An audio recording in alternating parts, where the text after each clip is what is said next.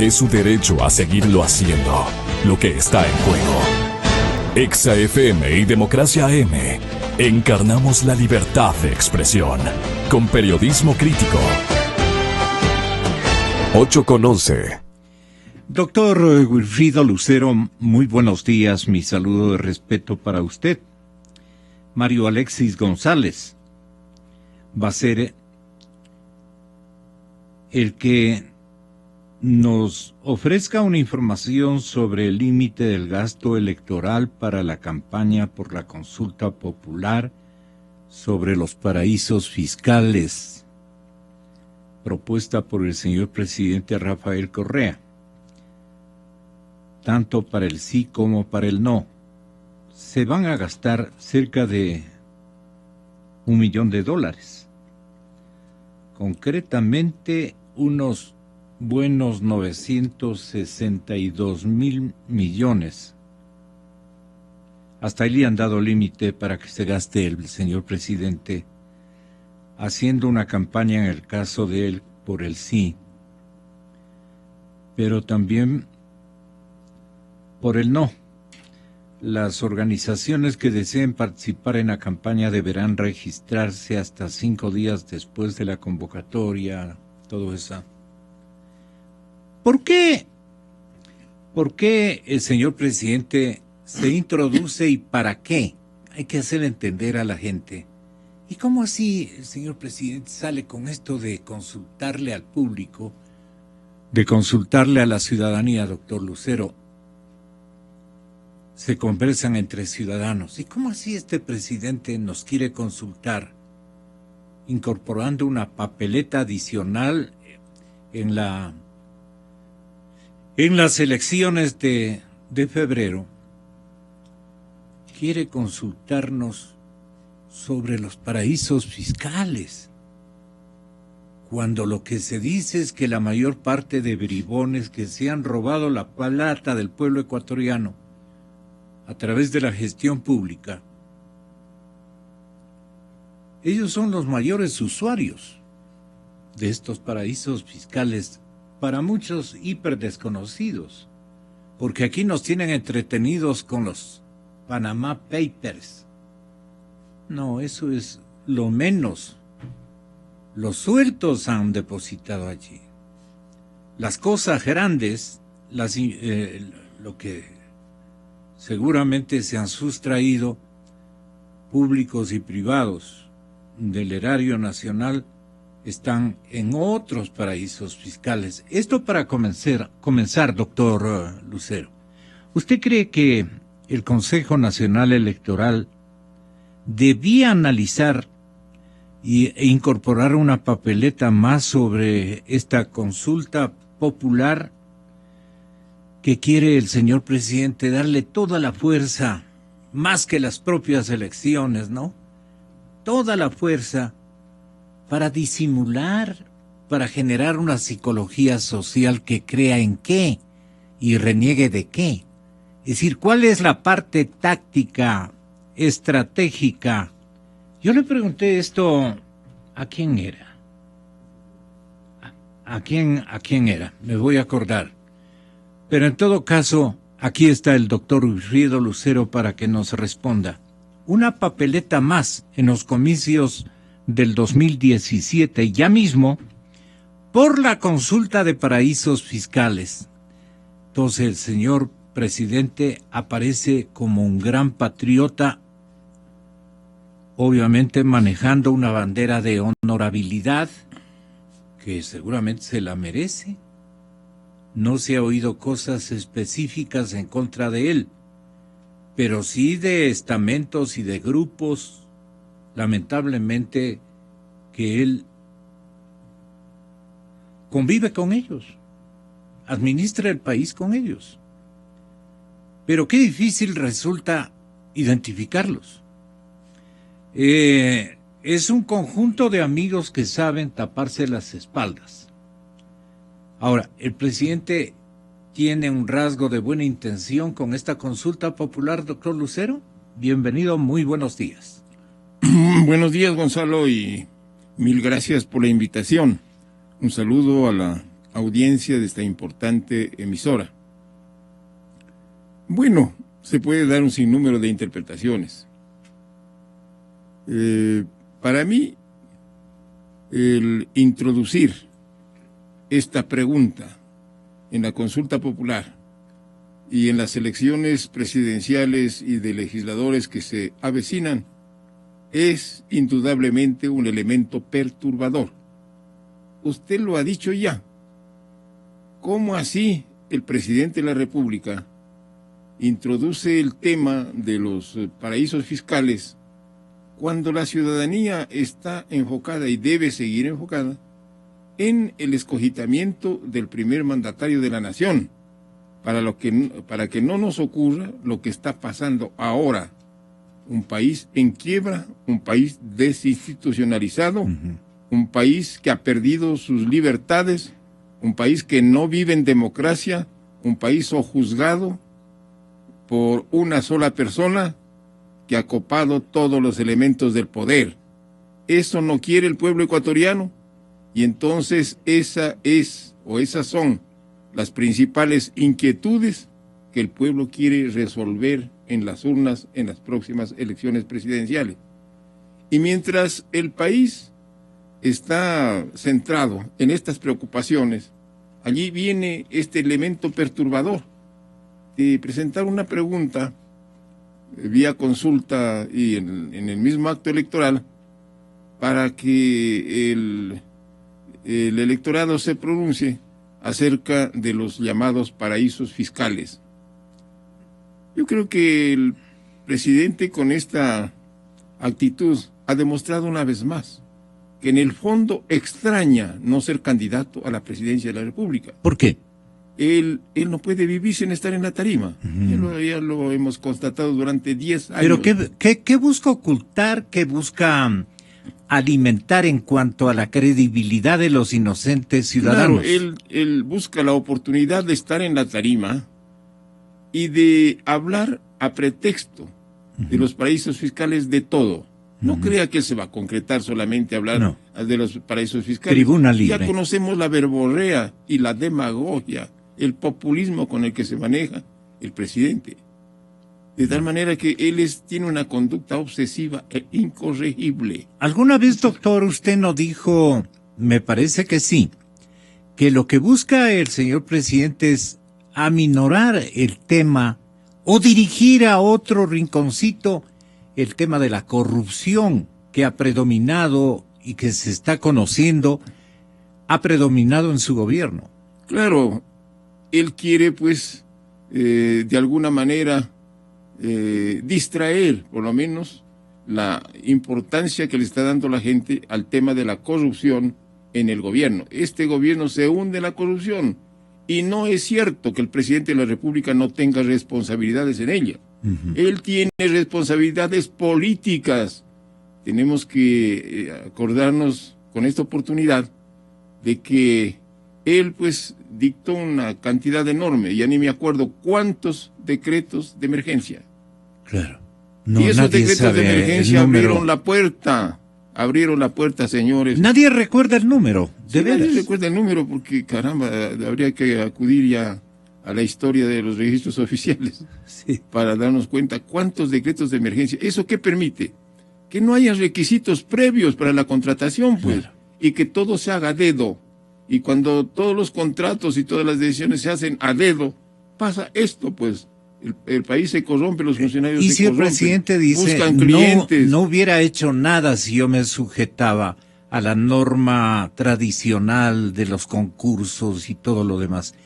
Yo he querido hacer una obra inmediata y he confiado en mis colaboradores. Por eso es que yo les firmé esos decretos declarando una obra de emergencia y toditas las emergencias resultaron latrocinios. Claro, o sea, el país ha estado en emergencia durante 10 años y resulta que ahora estamos en una emergencia mayor. Quizá ahora sería necesario dictar algún decreto de emergencia para salvarnos de esta crisis económica que no la quieren reconocer. El país viene soportando una iliquidez horrorosa y viene tapando ese hueco de liquidez tan grande vía préstamos. Cada vez nos endeudamos con los chinos con los que podemos, con intereses altísimos que jamás el país lo ha reconocido en toda su historia económica, así de simple. Entonces, en suma, ¿qué busca el señor presidente con distraernos y aparecer como el gran campeón de la moralidad? Mire usted que esos decretos de emergencia han abierto la puerta para tanta corrupción, y por otro lado, ese secretismo que existe en todos los contratos que se han firmado, sobre todo en el área petrolera. Todo es secreto, en el área de electrificación también. Hasta ahora nadie sabe en qué consiste, cuáles son los términos exactos, por ejemplo, del contrato que acaba de terminar en cuanto a la construcción de la obra, de la hidroeléctrica Coca-Cola Sinclair. Nadie sabe los términos exactos de eso. Nadie sabe los términos de los demás contratos en el sector petrolero. De tal manera que todo es un misterio, y la falta de fiscalización, en la cual tiene enorme responsabilidad la actual Asamblea.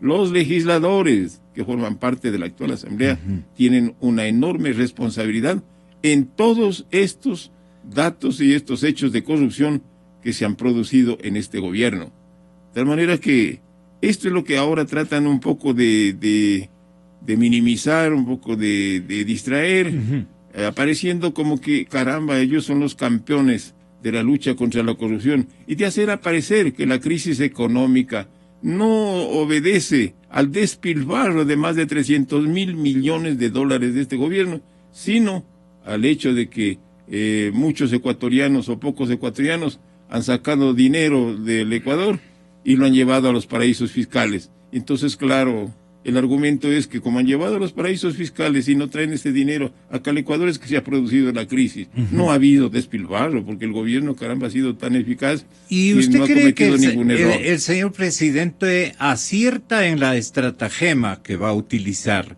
de hablar de los papeles, de hablar de este tema en media campaña electoral, donde inevitablemente la gente va a hablar de los episodios de corrupción. Claro, lo primero, los sectores opositores al gobierno, que son vastos, que son grandes en el sentido del número de opositores y de voces que se van a levantar en contra de la principal característica negativa que aludirán los opositores al régimen, que ha sido la corrupción, masiva corrupción, nuevos ricos en el país. Habría que eso monitorear adecuadamente. Pero bien, el señor presidente dice, con esto yo neutralizo esa campaña contra la corrupción que me van a hacer en la jornada electoral. ¿Lo logrará? Es la pregunta, doctor Lucero. Usted que ha pasado tantos comicios. Yo creo que la estrategia gubernamental es equivocada.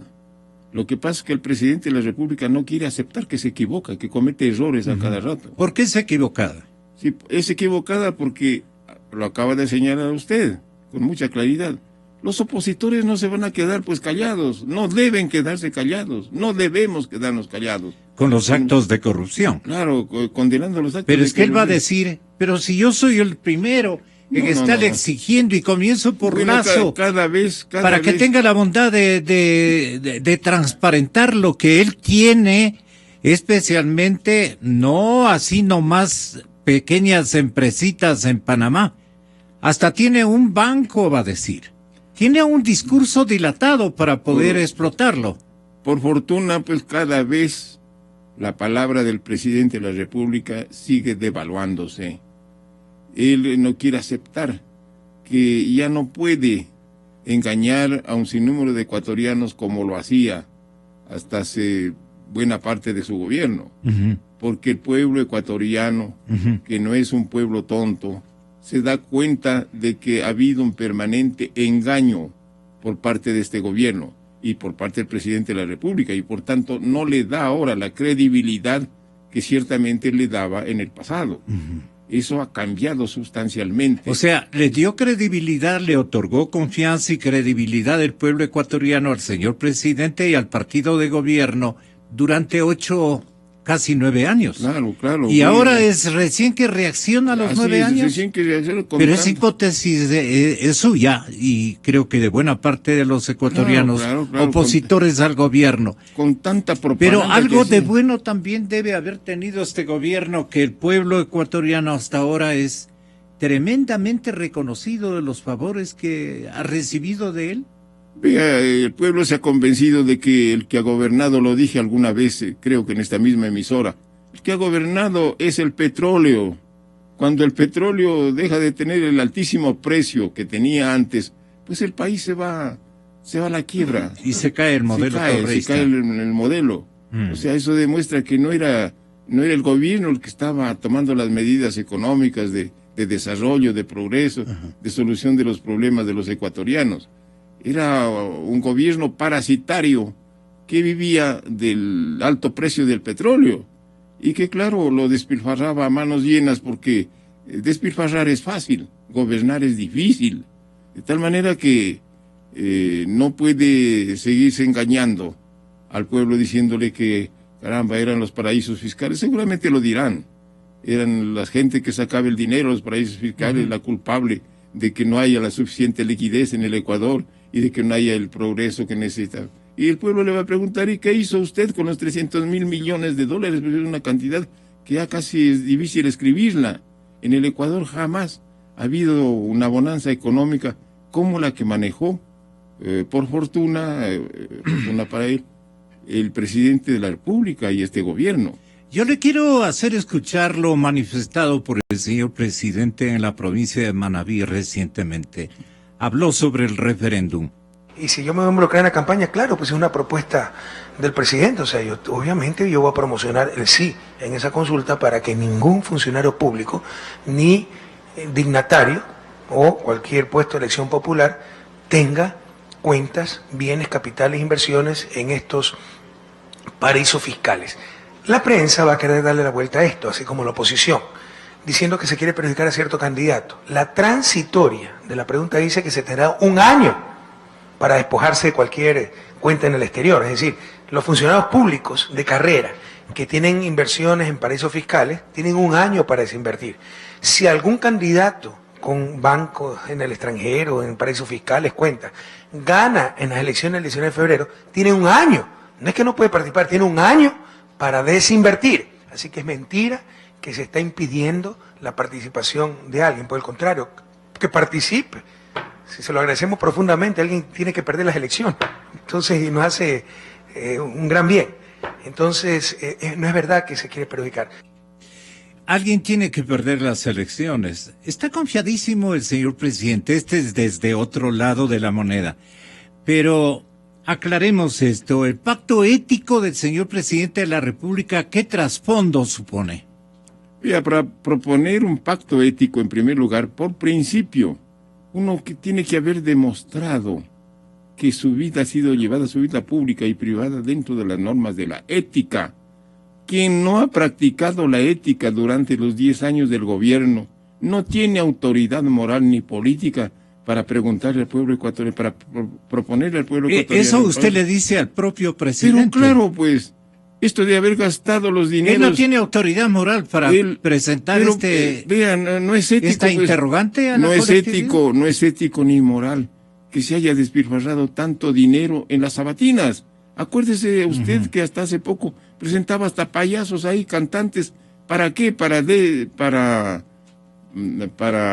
atacar a los adversarios políticos, a quien Pero él no es un actor de corrupción en la modalidad de que se ha beneficiado con algún contrato de envergadura. No es ético proponerle a la legislatura las tales enmiendas constitucionales en las cuales constaba una con dedicatoria de beneficio hacia él, hacia el actual presidente, que decía la reelección indefinida del presidente de la República. Eso no es ético ni moral, por favor. Y todas las otras propuestas de... Pero el presidente no es corrupto, quiero decirle frontalmente, doctor Lucero. Sí, yo no estoy diciendo le pregunto. Y yo estoy diciendo que le ha faltado a la ética. Ese es otro concepto distinto. Ha faltado a la ética porque... Pero él nos convoca a un pacto por eso, entonces, ¿quién no ha dado demostraciones de someterse a las normas de la ética? No tiene, pues, ética, autoridad para hablarnos de un pacto ético, pues, ¿no? ¿El que ha permitido, dice usted? El que ha permitido actos de corrupción no tiene, digamos, pues, sustento moral para hablar de pacto ético. ¿Quién no ha practicado la ética? Estoy demostrándolo, pues, ¿no? Eso, cuando funciona una campaña electoral no se sabe si está reunido el gabinete como parte del gobierno o el gabinete como parte, como interesado pues en las cuestiones políticas de Alianza País, pues, ¿no? Entonces se confunden las dos, y eso no es ético. No es ético ejercer la presidencia de un partido, de un movimiento político, ejerciendo al mismo tiempo la presidencia de la República, por ejemplo. Porque se mezclan entonces las responsabilidades. Doctor Lucero, ¿y cuáles van a ser los resultados de esta estrategia del presidente? De meter ahí una hoja preguntando a la colectividad un asunto que no viene al caso, prácticamente. Yo espero que el pueblo ecuatoriano pues rechace esta ¿De qué manera puede rechazar, doctor? Votando por el no, pues, votando no. Y el pueblo ecuatoriano tiene que acordarse que cuando le pedía el pueblo, una apreciable mayoría del pueblo ecuatoriano, le pedía que convoque a una consulta popular, precisamente para resolver este tema de la enmienda acerca de la reelección indefinida del presidente de la República. El presidente le dio la espalda al pueblo ecuatoriano y no quiso convocar la consulta, y más bien prefirió la vía de la asamblea, que está a su servicio, en su mayoría, para resolver el tema de las consultas. Acuérdese el pueblo ecuatoriano cuando se le pedía consulta para el caso de Yasuní. Pues allí el pueblo le dio la espalda al pueblo ecuatoriano. Al requerimiento ciudadano. Y no quiso hacer la consulta. Y ha sido un sinnúmero de veces que el pueblo ha querido. Ahora le conviene. Ahora, claro, le conviene. Entonces, cuando le conviene, pues ahí sí los ecuatorianos tienen que estar al servicio de lo que le conviene al presidente. Y eso pues no es dable. Entonces, y si gana el sí, ¿qué significación le daría usted a la respuesta del pueblo ecuatoriano? Bueno, primero que es una pregunta general. Si usted examina ahí que los empleados públicos ¿Dónde está la pregunta, compañeros? Que tengan dineros en los países. ¿Acaso que tener dinero en otro país es per se un delito? No es un delito, pues tiene que examinarse más bien el origen de ese dinero o el destino de esos dineros. Allí puede estar pues un aspecto delictivo o un origen oscuro de esos dineros, o un origen así mismo también delictivo. Pero el solo hecho de tener dinero en un país extraño no es ningún delito, pues eso lo han reconocido hasta las propias autoridades del gobierno. ¿Logrará un reproche de parte de la ciudadanía que sería arriesgado para la candidatura oficialista a la presidencia de la República? Sería complicadísimo que gane el no. Digamos, porque eso sería una evidencia de una nueva decisión que impera este momento en la ciudadanía. Pero si gana el sí, quiere decir que la colectividad aceptaría cualquiera fuera el resultado del comicio presidencial, incluso si favorecería al candidato Moreno. Entonces, es bien armada la estrategia, doctor Lucero. Usted que también es un político ducho, ¿qué comentario le merece la habilidad que tiene el presidente y obviamente sus asesores para insertar en la historia ecuatoriana una modalidad de esta naturaleza?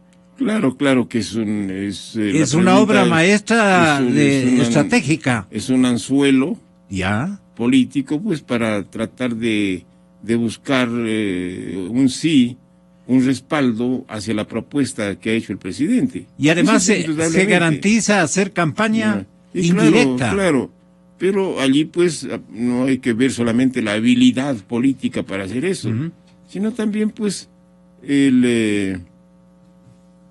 la intencionalidad que que está en esa pregunta, pues, ¿no? Porque lo que quieren es, pues, de alguna manera, limitar los derechos de ciudadanos, pues, ¿no? Porque es tan amplia la pregunta, tan vaga, tan general, que realmente puede prestarse a cualquier interpretación, ¿no? Y puede convertirse, ya desde la campaña electoral en la que estamos ya inmersos, en adelante en una especie de instrumento para efectuar una cacería de brujas, pues, ¿no? Ahora, en el mediano plazo y después, claro, descalificar desde ahora, pues, a los candidatos y expulgarlos a todos ellos, a ver si por ahí han hecho alguna compra, como ya se condenó en Ipiales, en Pasto, qué sé yo, han ido a dejar el dinero en otro país que no sea el Ecuador. Sí. A ellos ya los calificó de desleales, no sabiendo que son, al menos en la frontera, son pues fenómenos cuasi normales, pues, los que se presentan. Sí, y hay otros que van a guardar la plata en paraísos exóticos o algo así. Pero claro. ¿Está usted de acuerdo en que para desempeñar una dignidad de elección popular o para ser servidor público se establezca como prohibición tener bienes o capitales de cualquier naturaleza en paraísos fiscales? ¿Sí o no? Si gana el sí, ¿qué significado le dará el señor presidente de la República? La pregunta es, primero, ¿quién ha calificado cuántos y cuáles son los paraísos fiscales? Bélgica, por ejemplo, ¿será paraíso fiscal? Si alguien lo califica de paraíso fiscal, caramba, el presidente de la República estaría poniendo la soga al cuello, pues. Sabemos que tiene un bien inmueble por allí. De tal manera que eso demuestra la imprecisión y la generalidad y la vaguedad de la pregunta. El pueblo ecuatoriano no puede arriesgar su responsabilidad. Por coincidencia, Birmania sí es un paraíso fiscal. Y de los grandes. No sé cuántos habrá, pues yo no sé cuántos paraísos fiscales. ¿Usted no conoce los paraísos? No conozco. Solo Turcán. Sí, lo que... Gracias, sí, doctor. Los que se ha señalado en los medios de comunicación, ¿no?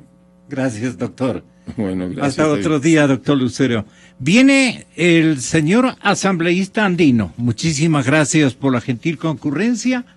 A los tiempos, un militante de la talla de Mauro Andino, un conocedor del Parlamento, presidente de una comisión, ha querido estar en soledad. Ya les dirá a ustedes por qué prefiere intervenir en solitario y no en un debate como nosotros le contrapropusimos. Ese es. Gracias, doctor, que le vaya muy bien. Nos estamos viendo, doctor. Gracias a usted.